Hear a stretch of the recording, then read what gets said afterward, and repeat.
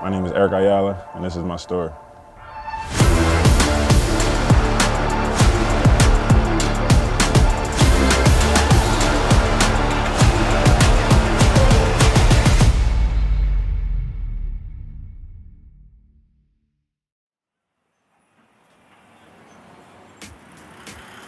It's a small city, very small. Everybody knows everybody. You could cover the whole city in a few hours. I mean, your typical, violence, crime, poverty.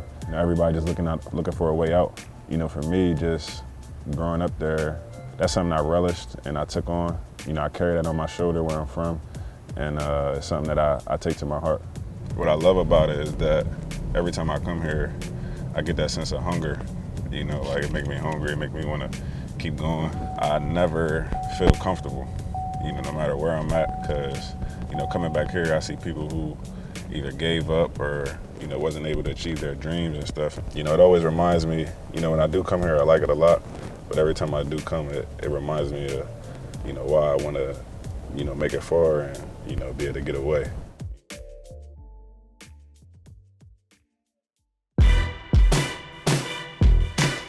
I kind of built a work ethic in the sense where, like, I would go here every morning and play. I would leave my grandmother's. My bus stop would probably pick me up right there, probably like 8 o'clock. And, my grandfather, walked me down, and we'd just spend, hour and a half just playing. One time, my mom grounded me. She grounded me. She just took basketball away from me. I couldn't play basketball. Right before school was the only time I could play without her knowing. At one time, I had to take basketball away from Eric because he wasn't doing what he was supposed to be doing in school. And I told him, you have to earn to play basketball. Just because you're good doesn't mean I have to allow you to play. It was fun and important to me to make sure I bring my ball here every day. If I left my ball, I kind of upset. Like my whole day would be over. I couldn't take it to school. I would give it back to my grandparents to take it back so I could bring it the next day. Those walks every morning, I feel like it built my work ethic. Just, coming out here, getting reps in. It was all fun though. I didn't feel no pressure at then. At that time, I still don't really feel the pressure, but I'm at peace. When I'm down here, I'm playing right here. I just remember, having dreams of going to a school like Maryland, playing on the big stage. And that's coming full circle right now. Is, I used to play right here, and now I play in front of 18,000 people. But you sit here, you count down 5, 4, 3, 2, 1, that kind of thing, and then it go into reality. And it's it all kind of in perspective for me. So that's kind of cool. Me and my mom was the first team I ever played on. We both play a role in our life. She's been there through everything. She just always wanted what's best for me. She always sacrificed. As I gotten older, I start to realize how much we are alike. I couldn't thank her enough for, helping me get to where I'm at today. Eric and I relationship, we are a team. We put each other first, make sure, we each other first priority. We do whatever it takes for each other. His role was to go to school, get good grades, be responsible, be a great kid. So that could allow me to go to work and take care of us financially. Holidays I could think of, my mom, if I wanted a pair of shoes, I get the shoes, but I might turn the TV on and it might not be, the cable might not be on. I don't think she knew that, they try to protect me from a lot. When I was younger and seeing the TV not on, I didn't really understand what that was. But now, I think back, that probably was the shoes I got probably was the bill money. Stuff like that, it make me keep wanting to play hard and, give it back to them and pay it forward. My support system, kept me out of trouble. Whether it's my grandmother, my friends, basketball, everything led to me being here today. There's been plenty of times where, I make one decision and, I'm not here today. That's kind of what it's like being where I'm from. You could just be with the wrong people at the wrong time and, your life over and you're in jail and you just caught up in the wrong situation. So I also thank my friends a lot because, they kind of seen it in me as well that, I had an opportunity to do something special. So they would never put me in those situations. Not too many people from where we from get a chance to go to college, to play sports. 9 times out of 10, a lot of people from our area is kind of like followers, and Eric spread his wings and flew from that nest. I've seen Eric come a long way, even as a person. Maturity is you know, beyond his years, honestly. He's always been a good kid, but he knows his path. You know, you need a support system like that to, you know, keep you going, keep you motivated. I can't thank them enough. You know, they've been there every step of the way. It's needed, especially in a city like that where you got so many things pulling you away from what you're trying to do. This house right here, this is my grandmother. It's a little gutter, like right there behind the tree. I would just sit here and just shoot right there. When she wouldn't let me go up there, I would just sit behind the joint, shoot that right there. He's a good kid. His mom didn't, man, his mom ain't black. This is my little cousin Shannon. This is my grandma. She got 3 daughters. My mom and her 2 other daughters. He was the firstborn cousin. Well, the second. I was the firstborn. He the secondborn. He like my little brother. Like we've been locked. He loved him to death. When Shannon was born, I guess he said he got somebody to tell what to do. They so tight. This the one I like. This the one I like right here. Mm-hmm. I love that one.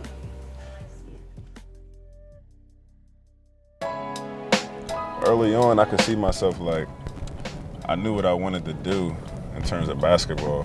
I knew I wanted to play at a high level. Obviously, I want to go to the NBA, and I still, like even younger, you know, that was kind of like my main dream, and it still is. But younger, like hanging around different people, it was just like, I could see myself, you know, falling into the wrong hands or just being at the wrong place at the wrong time, and as so many people before me have done before.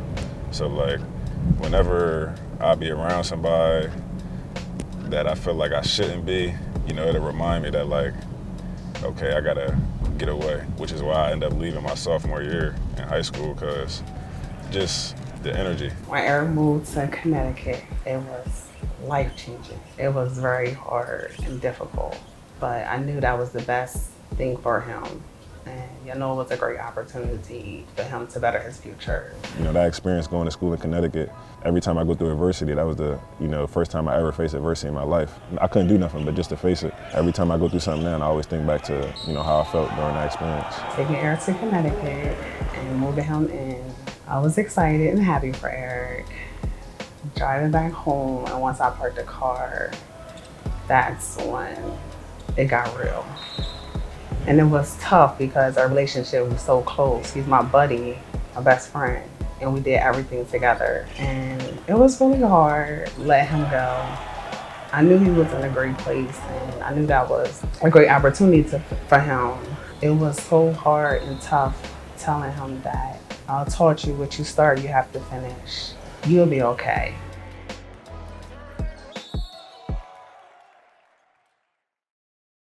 I'm telling you, getting my first scholarship, that was life-changing for me. I'm just playing basketball, not really thinking much of it, and then the fact that somebody was willing to give me a scholarship to, you know, play basketball, you know, it was like, wow, somebody believed in me enough to go play Division I basketball. And that alone is like, it took a while for it to settle in. I'll never forget, we had an AU tournament in New Orleans, and we was doing a photo shoot, and in the middle of the photo shoot, one of my coaches came up to me and was like, you know, St. John's just offered you a scholarship. And my whole body and like my mood just changed. Like I couldn't believe it. Like it was unreal. I kind of didn't take heed to it. Like it just didn't feel right. Like I was like, he probably lying. I don't believe him. Like I ain't really think much of a scholarship. Like I ain't talked to the coach. You know, at that time they wasn't really allowed to talk to us, but he told him that he offered me a scholarship. You know, after that, that's when my life changed. I fell in love with Maryland. The first visit, Maryland was my #1 pick. And one thing I loved about Maryland, the first time actually we went there to visit, was the love that I felt from the staff. And as a mother, that was something that I was looking for. It's a blessing, man, to come here and just be a part of, like, you know, everywhere we go, you know, Maryland is represented. You know, you see Maryland in every state that we go in, you know, everybody come out and show love. You know, I wouldn't change a thing. I feel like Maryland was always like the best fit for Eric. And you can see how the school actually changed him. It's weird because every time I go back home, the game after I come back, I have a great game. There's been numerous games like that, you know, where I go home and it's just a feeling. I don't even got to talk to nobody. I could just be there and just looking around and realizing, you know, where I don't want to go back to. Northwestern, my career high this year, I went home before that game. And it just gave me like a new juice. You know, I kind of see like, I'm back in reality, like, okay, I still got some more work to do, but it's still a big part of me and my family there. I get to see my family a lot. That's why I appreciate being here at Maryland, because, you know, we had one of the best programs in the world. And I'm right down the street from where I live, so it's been a blessing just to be able to have the best of both worlds, honestly. When I turn on the TV and see Eric, it kind of brings a tear to my eyes because we tend to see a lot of friends in jail, dead, and being able to see Eric on TV and actually tell my mom, and my mom is like proud of him too. Like she's like, it's me out there. Like she's like, oh my God, you see him? Do you see him? I can't believe it. It kind of like brings a tear to my eye. It's amazing seeing Eric on TV. Everyone tunes in, man. We have a lot of players. We have a lot of players from the area that's playing Division I basketball. So everyone tunes in, but it's really special to see.